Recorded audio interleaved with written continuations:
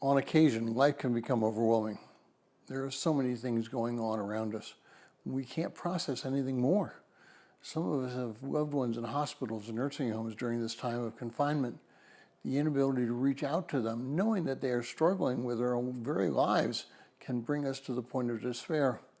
And the only thing that we can do to comfort ourselves is to reach out to God.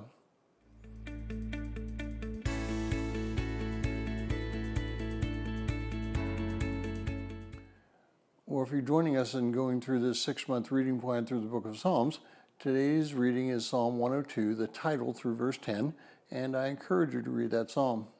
Well, Psalm 102, verses 1 through 3 says this: "Hear my prayer, O Lord, and let my cry for help come to you. Do not hide your face from me in the day of my distress. Incline your ear to me in the day when I call. Answer me quickly, for my days have been consumed in smoke, and my bones have been scorched like a hearth." Well, in December 1776, Thomas Paine wrote a pamphlet entitled "The Crisis."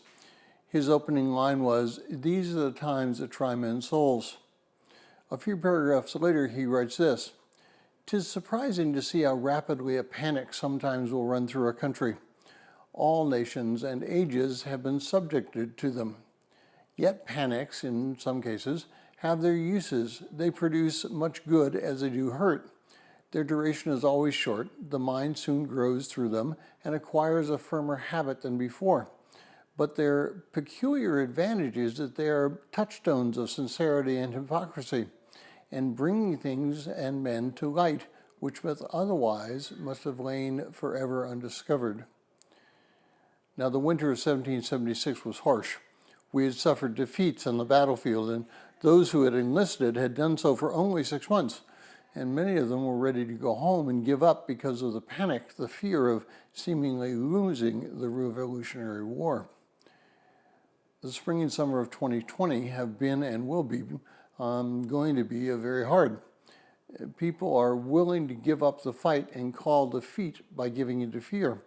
They say things that, like they'll never be the same. They say that we are finished as a society in the way that we were. There are calls for radical change, but God is faithful. We can have two responses to the situation around us today. The first is that we can give up and we can complain. We can say that God has forgotten us, or even worse, that there is no God in charge of anything. This response accomplishes nothing and calls into a much more deeper and profound depression. The other way is by repenting, changing our minds about the results of this pandemic.